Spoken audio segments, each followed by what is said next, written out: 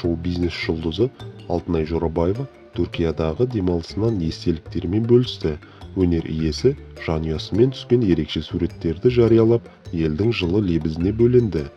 Алтынай Жорабаева Instagram желісінде асқан белсенділік танытып, жолдасы мен қыздарымен Түркия елінде түскен фотоларын ел назарына ұсынды.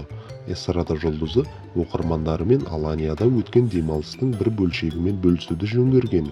Көпбалалы әншінің жариялаған суреттерінде жұлдызды жанұяның теңіздің ортасында кемеде келе жатқанын көруге болады. Фотоларда өнер иесі жолдасы мен екі қызы бой көрсетті. Желі қолданушылары ерлі зайыптылардың балаларымен саяхаттап жүргеніне тәнті болып, оларға деген жылы лебіздерін жаудырған. Керемет отбасы, бақытты болыңыздар.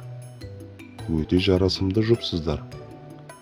Махаббаттарыңыз баянды болсын. Көркем папасының қасынан қалмайды екен. Екеуі өзара ұқсайтын да сияқты. Кішкентай қыз папасын қатты жақсы көретіні көрініп тұр. Енді тағда ана болуыңызды нәсіп етсін, ол балаларыңыз болсын. Алла тағала бақыттарыңызды ұзағынан қылсын. Жаңа баспаналарыңыз құтты болсын. Ер азаматыңыз әрқашан тіреушіңіз болсын, деп жазды желідегілер.